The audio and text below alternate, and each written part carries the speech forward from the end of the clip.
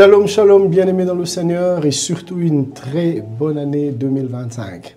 Alors aujourd'hui, nous sommes autour des Saintes Écritures, la parole de Dieu, et nous allons parler d'un aspect particulier de notre grand thème sur la vision et le sacrifice comme deux préalables incontournables. Et l'aspect que nous allons aborder ce matin, c'est celui de la vision de Dieu, les plans de Dieu pour nous, la volonté de Dieu pour nous, les projets de Dieu pour nous. Nous allons voir comment est-ce que c'est important de rester focus dans le plan de Dieu, peu importe les attractions, peu importe les opportunités qui peuvent nous être offertes. Suivons ensemble et on se revoit tout à l'heure. Notre texte que nous sommes en train d'exploiter ce jour-ci, comme vous le savez, se trouve dans le livre de Juges, le chapitre 9e. Nous lirons du 8e au 13e verset, Juges 9, 8 à 13. La Bible dit ceci: les arbres partirent pour aller oindre un roi et le mettre à leur tête. Ils dirent à l'olivier: règne sur nous. Mais l'olivier leur répondit: renoncerai-je à mon huile qui m'assure les hommages de Dieu et des hommes pour aller planer sur les arbres? Et les arbres dirent au figuier: viens toi, règne sur nous.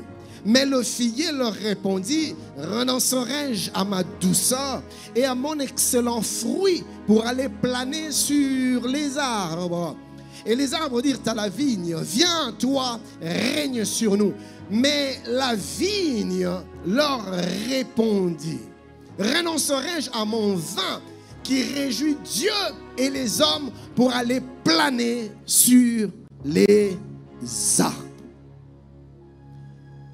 Tout en poursuivant notre grand thème, vision et sacrifice, deux préalables incontournables, nous avions voulu mettre un accent assez particulier sur l'impact de la connaissance, de la vision de Dieu sur la destinée. L'impact de la connaissance, de la vision de Dieu, ou de plan de Dieu, ou de dessein de Dieu dans la destinée. Et en parlant de ce merveilleux texte, nous nous sommes rendus compte de l'attitude de ces trois arbres, de ces trois figures, ces trois personnages.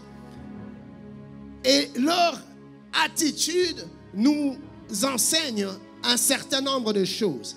Et nous nous sommes mis à nous entretenir autour des enseignements que ces trois arbres nous enseignent.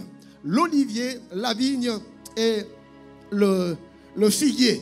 Je ne sais pas si cela a déjà été fait au premier culte, mais je ne peux m'empêcher d'accueillir mon frère qui a laissé son église. Il est pasteur titulaire responsable d'une église, mais il a laissé son église et il a daigné venir célébrer Dieu avec nous, écouter la parole de Dieu avec nous. J'aimerais que vous puissiez m'aider à honorer le pasteur Dédé Landou. Merci. Merci beaucoup, pasteur. Un dimanche matin, tu n'es pas en voyage, tu laisses ton église pour aller... Non, non, non. Est-ce qu'on peut honorer l'homme de Dieu? Je ne pouvais pas m'empêcher de le faire. Merci beaucoup, pasteur.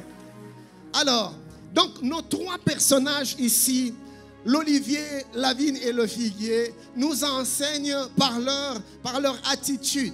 Et il y a trois grandes leçons que nous avions commencé à aborder il y a 2 dimanches de cela.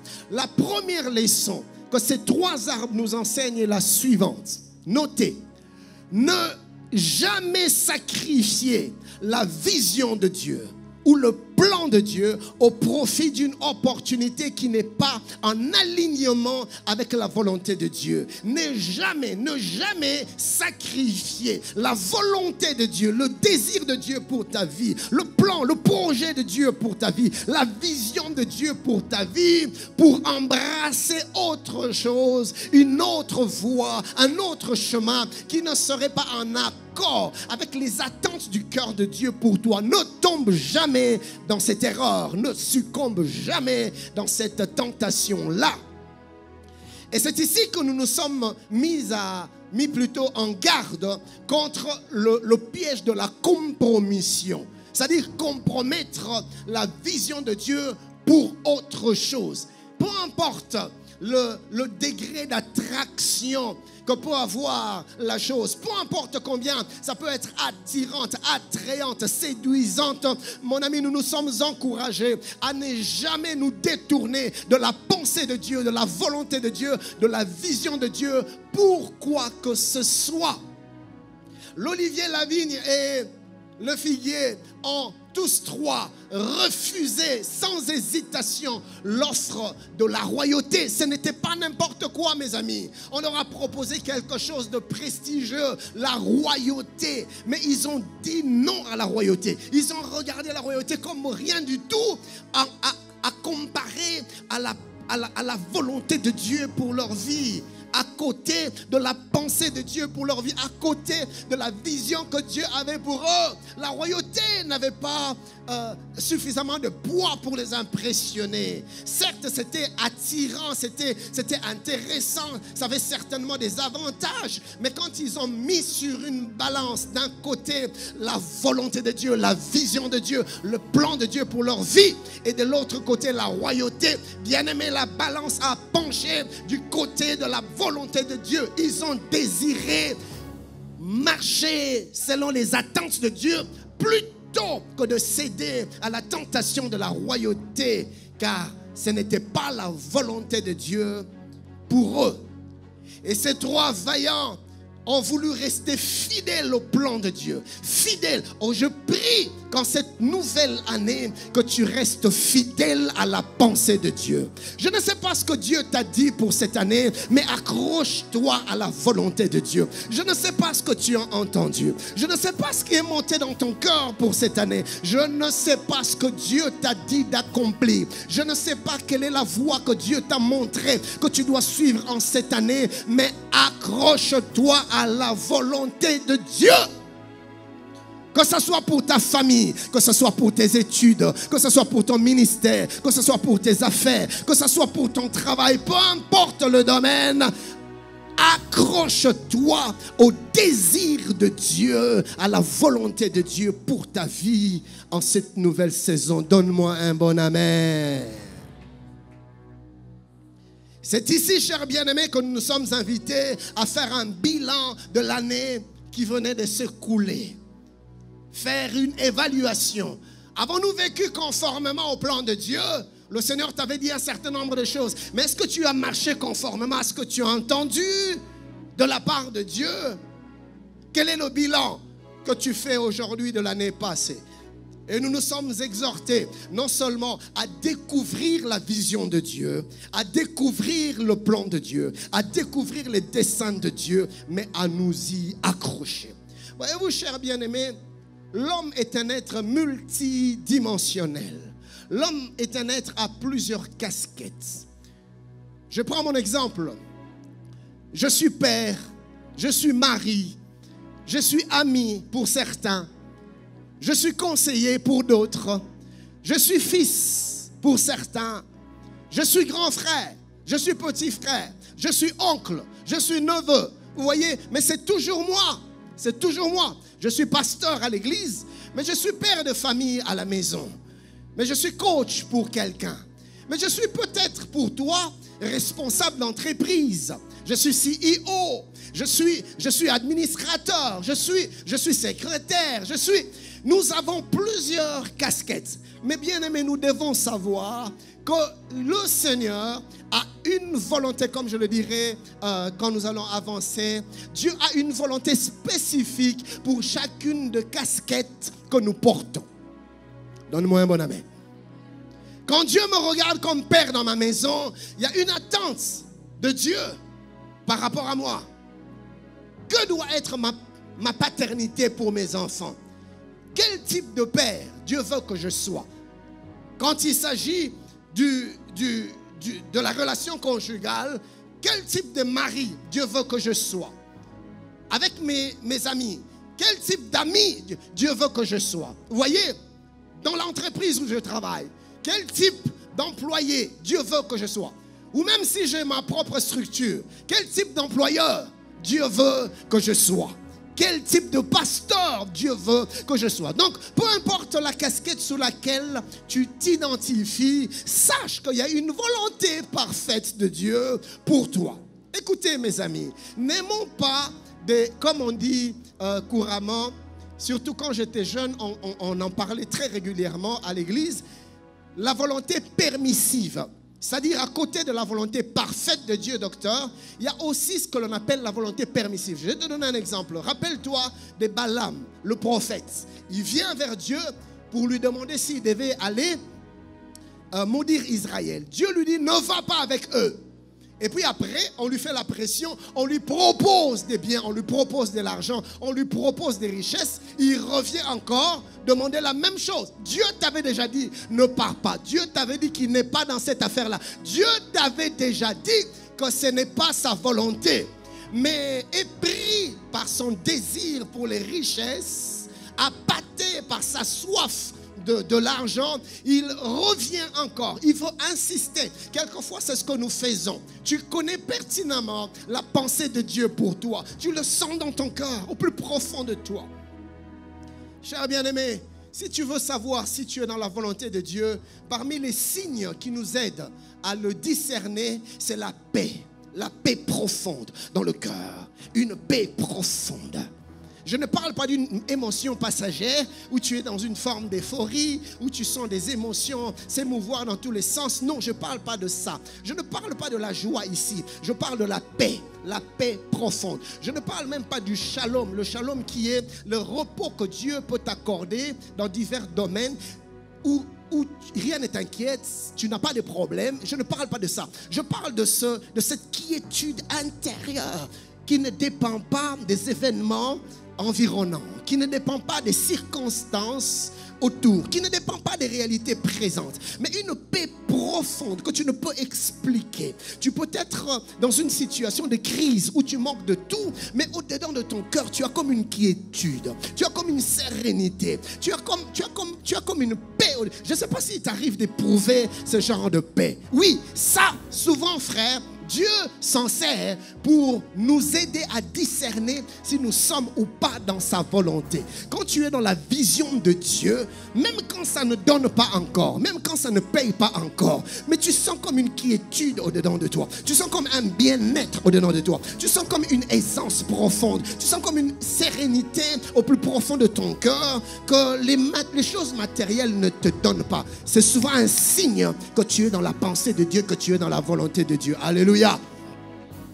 Et il suffit que tu entres dans une affaire ou dans un chemin ou dans une direction dans laquelle Dieu ne te voit pas, cette paix te quitte. Tu sens comme un trouble au-dedans de toi. Tu sens comme un malaise au plus profond de toi. Tu as tout, tu as l'argent, tu as tout, tu as le mariage, tu as tout ce que tu veux, mais au-dedans de toi, tu manques quelque chose. Tu te sens pas bien. Tu manques une aisance intérieure dans ton être intérieur, dans ton esprit, comme une paix profonde. Bien-aimé, souvent, quand tu te retrouves dans un tel état où ton cœur manque de paix profonde, sache qu'il y a quelque part où tu es sorti de la volonté de Dieu. Alléluia. La paix profonde est un signe de la volonté de Dieu. Et Dieu nous parle souvent par ce langage-là. Alors frère, je ne sais pas, tu ressens le trouble par rapport à une chose. Je ne parle pas non plus de la peur, parce que quelquefois, humainement, nous avons des peurs qui nous arrivent. Tu entres, disons, sur un nouveau chemin. Tu as peur de l'inconnu. Tu ne sais pas ce qui t'attend. Humainement, c'est tout à fait normal que tu aies peur. Je ne parle pas de cette peur. Mais tu vas remarquer que malgré que tu as peur, mais quand tu regardes au fond de toi, tu peux ressentir la paix de Dieu qui te rassure. Alléluia. Je ne sais pas dans quoi est-ce que tu es, mais si tu as perdu cette paix profonde, bien-aimé, ne continue pas, n'avance pas, arrête-toi et cherche Dieu. Amen. En cette année, la volonté de Dieu, c'est que nous puissions marcher en conformité avec ses plans, avec ses projets, avec ses desseins. Je lève ma main, je déclare qu'en cette année, tu marcheras dans la vision de Dieu dans le nom de Jésus. Dans ton travail, tu marcheras dans la vision de Dieu. Dans ton ministère, tu marcheras dans la vision de Dieu. Dans tes projets, tu marcheras dans la vision de Dieu au nom de... Donne-moi un bon amen.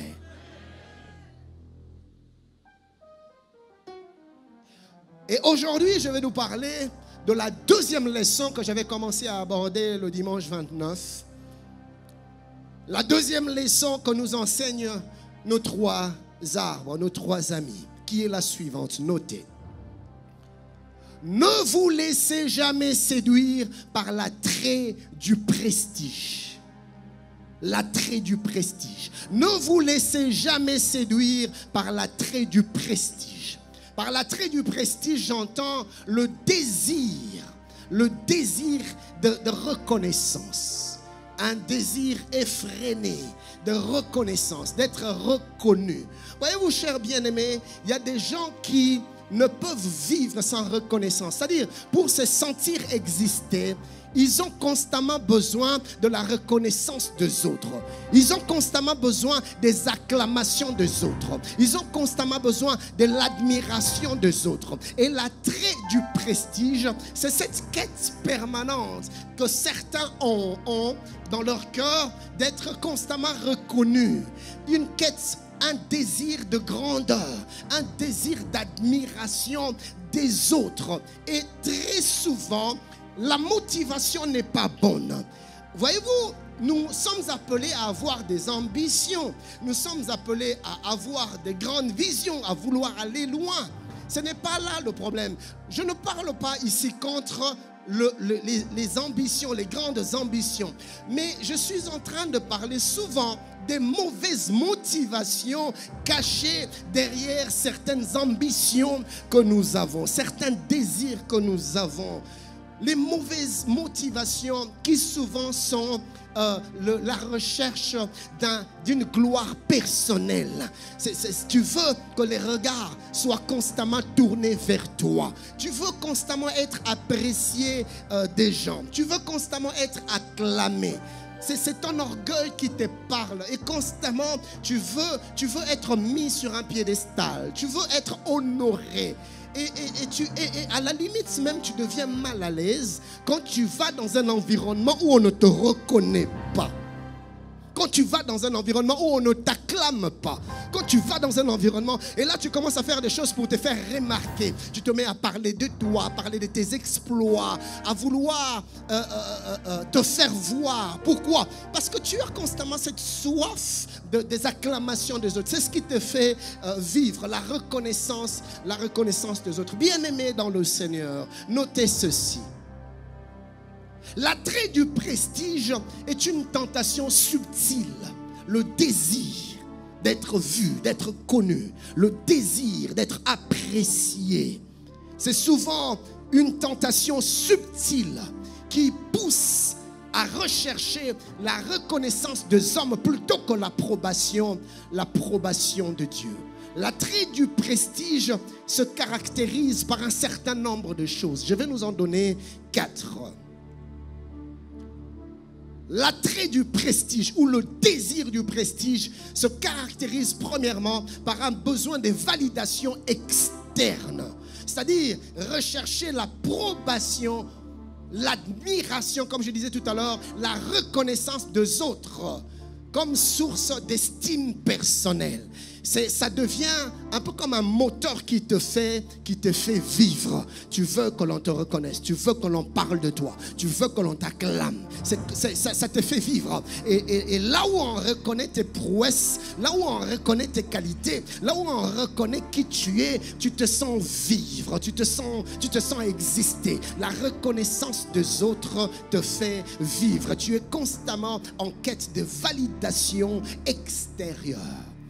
Deuxième caractéristique, la recherche des titres, la recherche des positions, la recherche des privilèges et quelquefois même sans un véritable désir de servir. Je vais expliquer. C'est-à-dire quoi, frère? Si tu dois être positionné, si tu dois ambitionner une certaine position dans la société, ce n'est pas mauvais. Mais quelle est la motivation derrière? Est-ce l'envie de servir?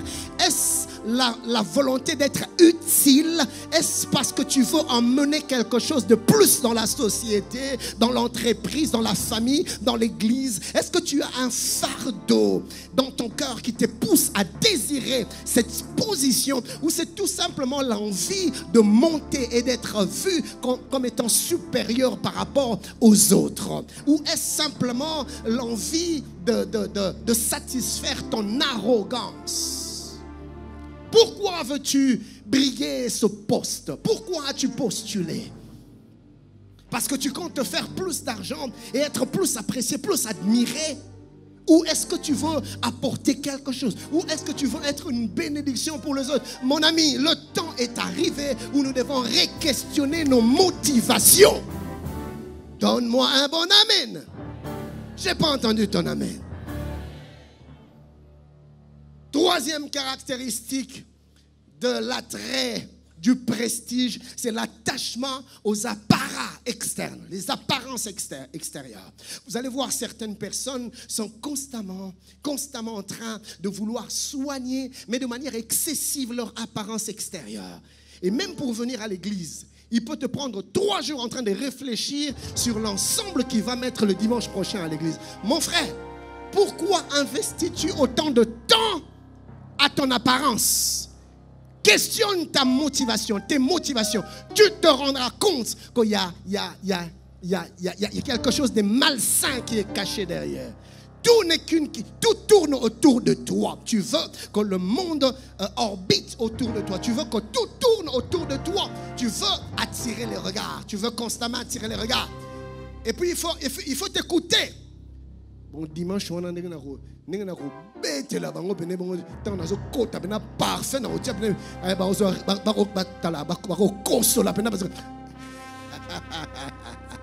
Et regarde ton voisin, dis-lui, quelles sont tes motivations? Quelles sont tes motivations?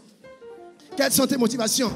Même certains frères, là, pourquoi tu veux épouser cette sœur? Est-ce que tu veux l'épouser vraiment parce que tu l'aimes? Ou est-ce que tu veux l'épouser pour ton orgueil? Ou est-ce que tu veux l'épouser pour sa beauté?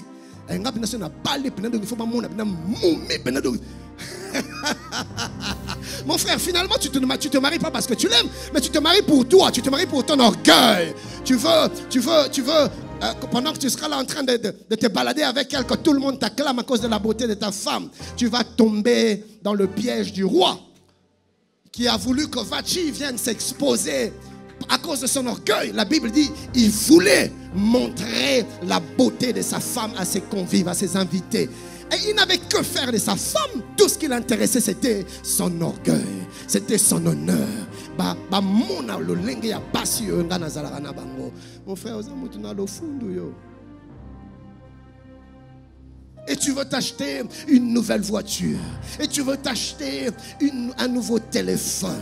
Alors que le téléphone que tu as est encore en bon état. Il a encore toutes les options. Non, tu veux le dernier cri. Pas parce que tu es intéressé par les nouvelles options. Non, il y a si kakaka.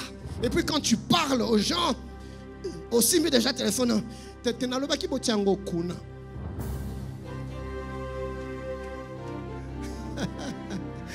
Oh, je lève ma main, je déclare que tu ne tomberas pas dans l'attrait du prestige au nom de... Oui, il y a des gens comme ça. Pourquoi veux-tu t'acheter cette nouvelle voiture? Pourquoi te maquilles-tu autant? Cher bien-aimé, je ne suis pas contre les maquillages. D'ailleurs, moi, j'aime que ma femme se maquille. J'aime qu'elle soit jolie. J'aime la beauté. J'aime que les sœurs soient bien présentables. Amen. Oui, la personne église, il faut y aller au rosé quand même bien. Amen. Amen, amen, amen. Donc le problème, ce n'est pas ça. Le problème, c'est quelles sont les motivations derrière. Maman, le matin, là, quand tu es devant la glace, quelles sont tes motivations? On a l'exemple, comme ça, on va frère, ce n'est pas mauvais, mais c'est quoi les motivations derrière? Que Dieu te donne les bonnes motivations, non de... Quand tu t'habilles, quand tu t'achètes ces vêtements, c'est pas mauvais. Vous voyez, frère, quelquefois on tombe dans une spiritualité qui n'est pas biblique. Cette spiritualité qui te pousse à croire que plus l'on est misérable, plus on est spirituel. Ça, ce n'est pas de Dieu. Ce n'est pas de Dieu. Regardez quand Dieu demande à Moïse de construire le tabernacle. Regardez le goût de l'excellence dans les détails, dans les couleurs, dans l'harmonie, dans les formes. Dieu aime le beau. Et lui-même, quand il crée plutôt. Ceux qui suivent la lecture de la Bible ont certainement lu ça il y a quelques 2-3 jours, où on voit le récit de la création. Après avoir créé lui-même, il s'arrête, il apprécie, il dit c'est bon. Il avance encore, il s'arrête, il apprécie, ça là, c'est bon. Et puis à la fin, il dit ça c'est très bon. Donc Dieu aime le beau, alléluia. Dieu aime l'excellence, alléluia. Oui. Aux en moi 2 chemises, il n'y a pas de problème. Repassant au gaga bien, au sokolian au gaga bien. Mais au sokolian, on a javel thé parce que quand tu le gagne au kid. Vous avez mis balai, faut le. Alléluia. Mais tu es bien, tu es présentable. Ne nous viens pas, c'est vrai, aux en bon akabe le thé, c'est vrai. Mais ça nous l'a quand même sous qui bien. Au ça nous l'a quand même bien. Alléluia. Ça pas tout nayo ni zaka ka moko to boité. Mais pango sayango. Bien. Ne pense pas qu'en voulant paraître malheureux, indigent, que ça fera de toi un homme ou une femme spirituelle. La spiritualité n'est pas dans la médiocrité. Alléluia. Dieu aime te voir épanoui. Dieu aime te voir bien. Amen. Que tu te sentes bien toi-même dans ta peau. Suis-je en train de parler à quelqu'un? Donc comprenez-moi bien, je ne suis pas contre ces choses. Je ne suis pas contre l'apparence extérieure. Parce que voyez-vous, Dieu dit à Samuel, moi je regarde au cœur. Mais mon ibatu, batalaka, libanda. Donc, et ça ne va pas porter, ce qui va monter d'une certaine manière. Alléluia. Imagine si je te rencontre en ville, comment tu vas présenter comme pasteur. Yenan. Ah, yeah. Pourquoi? Parce que je suis tellement bizarre que tu n'es pas dans la joie de me présenter comme ton papa. Mais imaginez si je suis bien, vraiment bien. Il me sera bien. C'est mon papa. Alléluia. Vous savez pourquoi? Parce que nous les hommes, nous regardons à ce qui frappe les regards. Dieu regarde au cœur. Alors quelquefois, il est bon que nous puissions aussi être présentables. Je ne parle pas de l'extravagance. Je ne parle pas de l'extravagance. Je ne parle pas de l'exagération. Mais je parle d'une bonne présentation. Alléluia. Donne-moi un bon amen. Donc, malheureusement, l'attrait du prestige pousse certaines personnes à mettre trop d'accent sur les apparences, au point même d'en faire tout un centre d'investissement. Donc tout ce qu'il gagne comme argent, il investit dans des chaussures. Tout ce qu'il gagne comme argent, il investit dans les habits. Tout ce qu'il gagne comme argent, il investit dans les make-up. Non, ma soeur, mon frère, là il y a un problème. Qu'est-ce que tu veux? Tu cours après quoi? Le problème, c'est ton orgueil. Le problème, c'est cette arrogance qu'il y a au-dedans de toi, qui veut que tu attires constamment le regard. C'est un piège. Regarde ton frère, dis-lui, marche dans la simplicité. Change de voisin, dis-lui la même chose.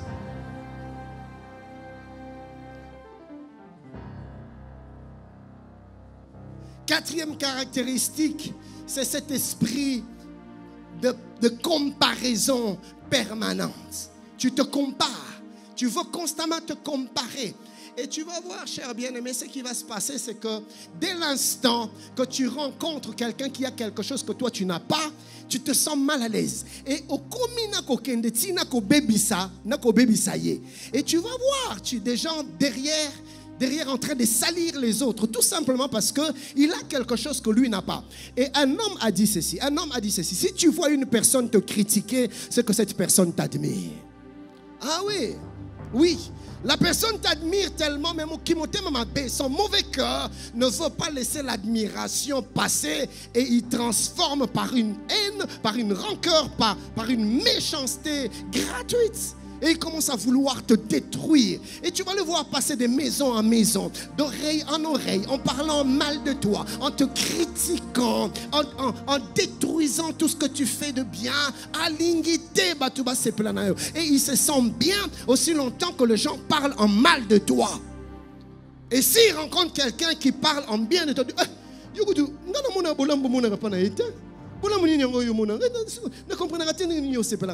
mon frère,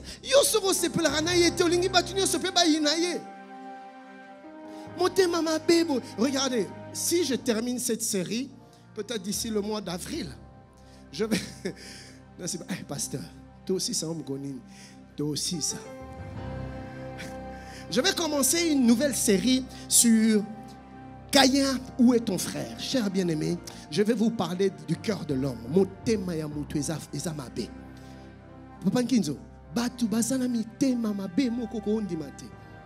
Je vais vous en parler. Je prendrai le temps. Je vais vous en parler. Les gens sont méchants. Et des fois gratuitement. Mais si tu scrutes ton corps, tu te rendras compte. Tout ce qu'il a remarqué, c'est que tu as quelque chose que lui n'a pas. Et il veut te détruire. Oh, je prie le Seigneur qui nous donne de vrais frères, de vraies sœurs, qui nous propulsent, qui ne nous détruisent pas. Et des fois même ces genres de choses se passent où? À l'église, entre nous. Des frères qui travaillent dans un même département, mais entre eux, un prédicateur enseignant un jour nous a dit: levez les yeux la nuit, regardez les étoiles, vous ne verrez jamais les étoiles en train de se disputer la brillance. Non, laisse-moi l'espace, je vais briller. Non, toutes les étoiles peuvent être aussi scintillantes, mais elles ne se jalousent pas, elles ne se combattent pas. Chacun brille et brille. Plus il y a des étoiles qui brillent, plus la lumière remplit la terre. Alléluia. Alors travaillons les uns pour les autres. Si moi je brille, si j'ai une flamme qui éclaire, que ma joie ne soit pas de voir les autres éteints, mais plutôt que je puisse rallumer leur flamme, que je puisse leur donner aussi un peu de lumière, un peu de clarté, un peu de brillance. Si Dieu te positionne, te place dans la mesure du possible, attire plusieurs afin que vous soyez nombreux à briller. C'est le nom de Dieu qui sera glorifié. Donne-moi un bon amen. Mais malheureusement, ce qui se passe, c'est que nous, dès qu'on te positionne, on comme engagé penda. C'est-à-dire, mouton pousse n'est pas yosate. Mouton n'est pas mouton abima. Pourquoi? Parce que tu veux être le seul à régner. Tu vois, au-dedans de toi, tu es toujours dans la comparaison. Je veux être le plus fort, je veux être le plus grand, je veux être le plus vu, je veux être le plus admiré. Ça, c'est un piège. Et le Seigneur Jésus-Christ a vu l'attrait du prestige chez certaines personnes. Et il a stigmatisé cela, il a dénoncé cela. Oui, il a vu cela chez des pharisiens qui cherchaient constamment les meilleures places dans les assemblées, dans des banquets. Les pharisiens, ils aimaient qu'on les applaudisse. Lisez avec moi Matthieu chapitre 23e. Matthieu 23, si vous lisez du 5e au 7e verset, la Bible dit: ils font toutes leurs actions pour être vus. Matthieu 23, 5 à 7. Ils font toutes leurs actions pour être vus des hommes. Donc ils aiment être vus. Et tout ce qu'ils font, c'est être vus. Ah, les vues. Nous aimons les vues. Je vais en parler tout à l'heure. Tout ce qu'ils font, ils le font pour être vus. Ainsi, ils portent de larges phylactères et ils ont de longues franges à leurs vêtements. Ils aiment la première place dans les festins et le premier siège dans les synagogues. Ils aiment à être salués dans les places publiques et à être appelés par les hommes Rabbi, Rabbi. Tout à l'heure, je parlais des titres. Nous aimons les titres. Moi, je ne suis pas pasteur. Attention, je suis apôtre. apôtre. Et puis 3 mois plus tard, je suis apôtre, mais j'ai l'appel, j'ai l'onction doctorale. Donc je suis docteur apôtre. Mais n'oubliez pas d'ajouter révérend avant. Révérend docteur apôtre. Pasteur Otiko, ok. Révérend docteur apôtre pasteur Ken.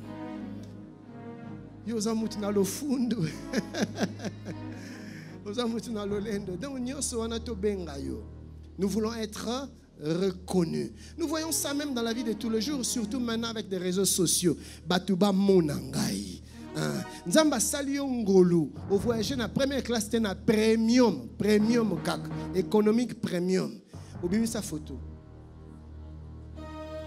Au posté. Et bon, si on zamba salne réoté atika yo na business. Et j'ai déjà vu, cher bien-aimé, j'entre dans l'avion, j'ai vu des gens ils n'étaient pas en business, ils étaient en économique. Mais razo kotaka boy ba test carrément distraction afin dans business, abîmer sa téléphone. Pourquoi? Il va poster. Nzamba pese ngolu akena kikuiti awa na petit porteur. Alukela ngo bina angle de vue.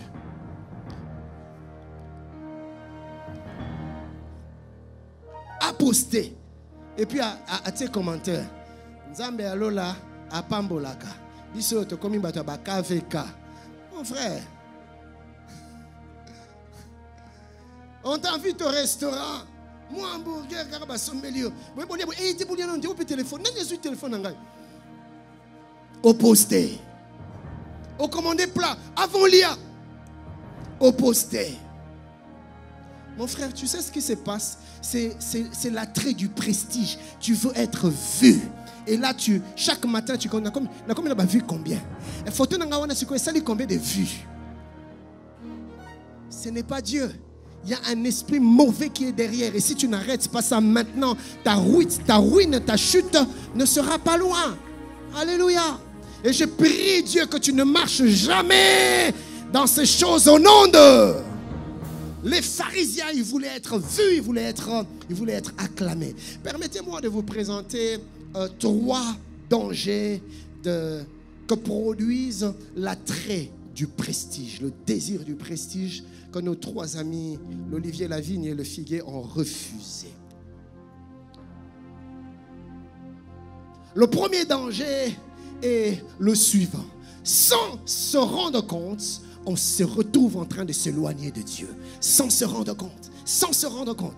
Mon frère, en étant constamment à la quête de vue, sans te rendre compte, tu es en train de t'éloigner de Dieu. En voulant constamment les acclamations, en réclamant même quelquefois la reconnaissance, sans le savoir, tu es en train de t'éloigner de Dieu, en cherchant à ce que les gens t'admirent, au point que tu n'arrêtes pas de parler de toi. Et dès qu'on se met à parler de quelqu'un d'autre, tu dois faire en sorte qu'on arrête de parler de lui et qu'on se remette à parler de toi. Tu veux constamment être au centre des conversations, tu veux constamment être le centre de l'attention de tout le monde. Mon frère, sans que tu ne le saches, petit à petit, tu es en train de t'éloigner de Dieu.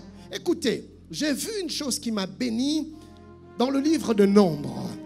Quand les enfants d'Israël sortent de l'Égypte, alors qu'ils sont en route vers la terre promise, Dieu dit à Moïse de construire le tabernacle, autrement appelé la tente d'assignation, le lieu de la rencontre, là où Dieu rencontrait le peuple. C'est là que Dieu résidait, c'est là que Dieu demeurait, c'est là que Dieu descendait quand il voulait parler au peuple, sur l'arche de l'alliance qui était placée dans le Saint de Saints, dans la tente d'assignation, autrement appelée le tabernacle. Mais ce qui me fascine, c'est que Dieu instruit Moïse et Aaron. Il leur donne des directives claires et précises par rapport à la localisation du tabernacle. C'est-à-dire que le tabernacle ne devait pas être installé n'importe comment et n'importe où. Non, il y avait une situation, une localisation spécifique parmi le peuple à laquelle Dieu tenait. Lisez avec moi Nombre chapitre 2e,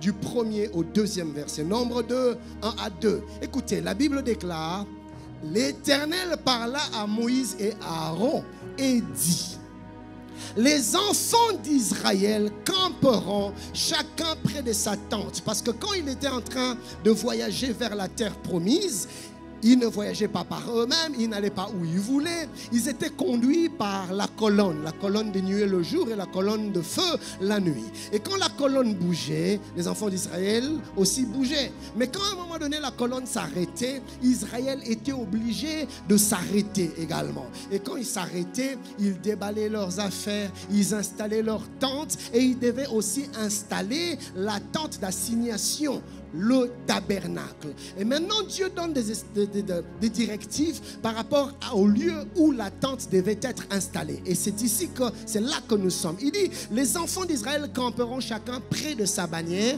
sous les enseignes de la maison de ses pères. Écoutez ça, ils camperont vis-à-vis et tout autour de la tente d'assignation. Qu'est-ce qui se passe? Quand ils s'installaient, Dieu voulait que la tente soit placée au centre, que tout le monde s'installe tout autour. La Bible dit tout autour de la tente d'assignation, tout autour de la maison de Dieu, tout autour de la présence de Dieu. Donc la présence de Dieu devait être le centre de toutes les attentions.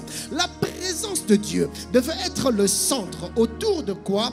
Tout devait tourner. Donc toutes les tribus étaient autour de la présence de Dieu. Tout le monde devait orbiter autour de Dieu. Donc Dieu devait être le centre des attentions du peuple, le centre des intérêts du peuple, le centre du fonctionnement du peuple, le centre de la vie du peuple. Notre Dieu veut être placé au centre de nos vies, au centre de nos activités, au centre de nos préoccupations, au centre de nos projets, au centre de nos maisons, au centre de nos foyers, au centre de nos business, au centre de nos ambitions, au centre de notre existence. Dieu veut être le centre, que tout fonctionne par rapport à lui, car les autres tribus devaient être placées en fonction du tabernacle. Les autres tribus devaient être localisées et situées en fonction du tabernacle.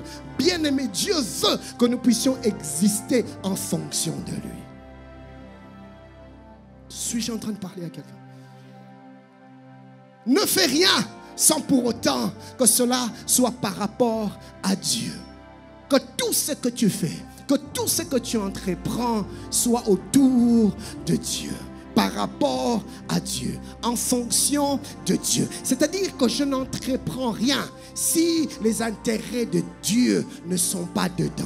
Si les intérêts de Dieu sont compromis, je n'avance pas. Si la vision de Dieu n'est pas rencontrée, je n'évolue pas. Si la volonté de Dieu n'est pas accomplie, je ne fais rien. Dieu doit être au centre. Le centre d'où part tout le reste doit être Dieu. Suis-je en train de parler à quelqu'un? Bien-aimé dans le Seigneur, dans cette nouvelle saison, Dieu veut que tu le mettes au centre.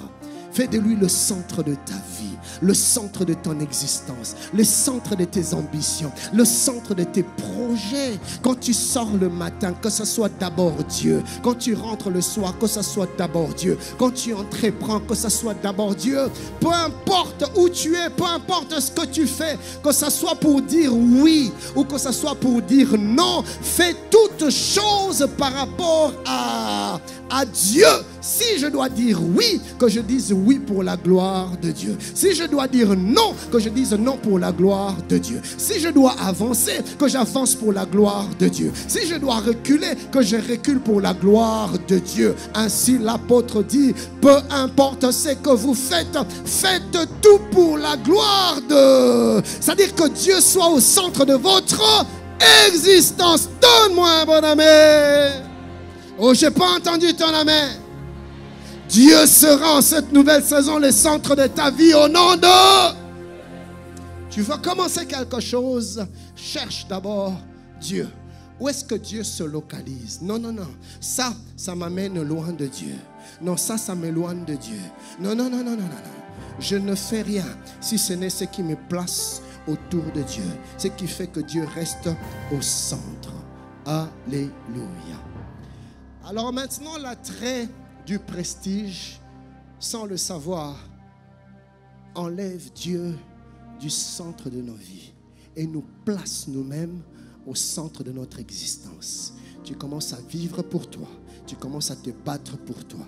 Ainsi, tu es constamment en quête de la reconnaissance, des acclamations, des admirations, des vues, des applaudissements, des regards des autres. C'est toi-même qui t'es mis au centre. Cher bien-aimé, la Bible nous parle d'un être, un être extraordinaire, un être glorieux que le Seigneur avait créé, une créature magnifique. Il s'occupait de la louange dans la présence de Dieu. Il était paré des pierres précieuses. Lisez la Bible, les livres prophétiques. On vous parlera des différentes pierres précieuses que Dieu avait attachées à la vie de cette merveilleuse, de cette glorieuse créature. Cette créature passait son temps dans la présence glorieuse de Dieu jusqu'au jour où l'attrait du prestige, le désir d'être vu a commencé à monter dans son cœur. Il ne supportait plus que les attentions soient tournées vers le Créateur. Il voulait aussi que certaines attentions soient portées vers lui.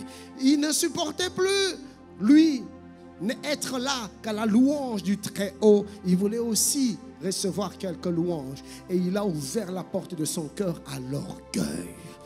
Quand Dieu a vu l'orgueil, Dieu n'a plus trouvé plaisir en lui. Dieu n'a plus supporté de le garder à ses côtés. La Bible dit que Dieu l'a précipité dans les ténèbres du dehors. Dieu l'a écarté de sa présence. Dieu l'a rejeté loin de lui. Frère, à chaque fois que l'orgueil prend place dans le cœur, Dieu est brisé dans son cœur.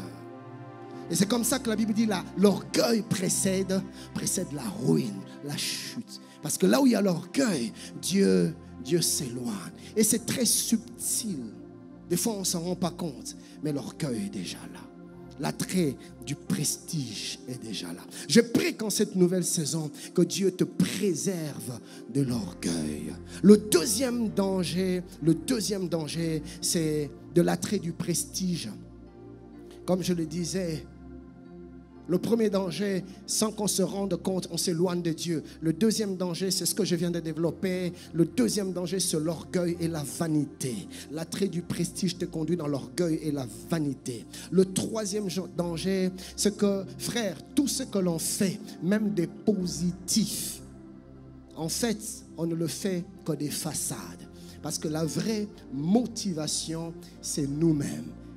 Être admiré. Et vous allez voir des gens, même quand il fait des actes de bienfaisance, il fait quelque chose de bien, mais cet acte de bienfaisance n'est qu'une façade. La réalité, c'est autre chose qu'il recherche, la propre admiration, la reconnaissance.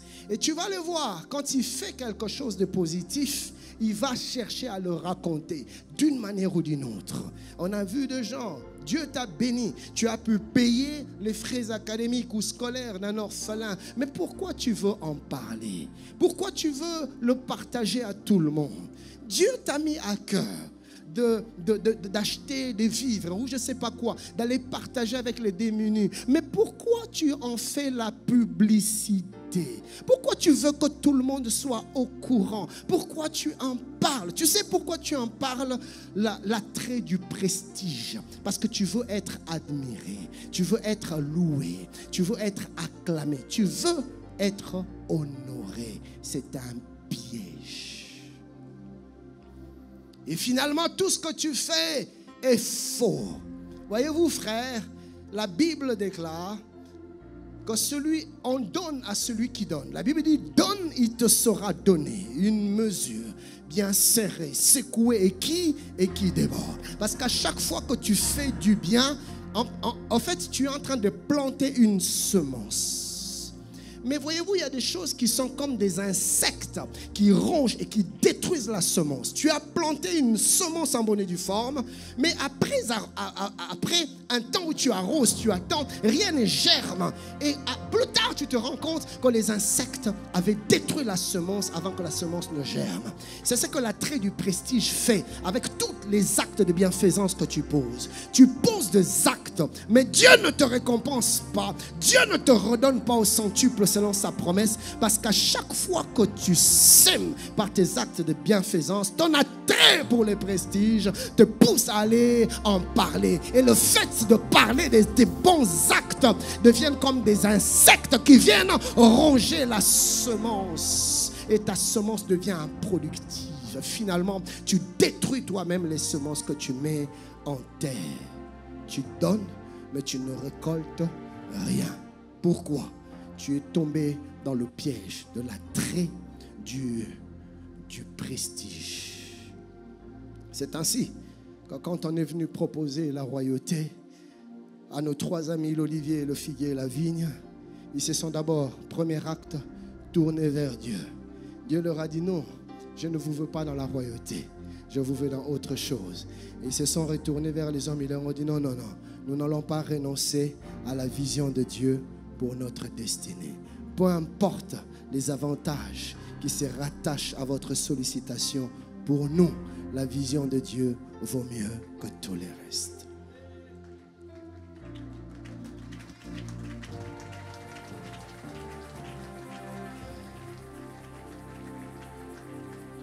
Je prie le Seigneur que dans cette saison qu'il nous donne de nous attacher à sa vision, c'est-à-dire à son plan pour nous. Peu importe ce que nous allons rencontrer sur le chemin, peu importe les sollicitations, restons attachés à la volonté de Dieu.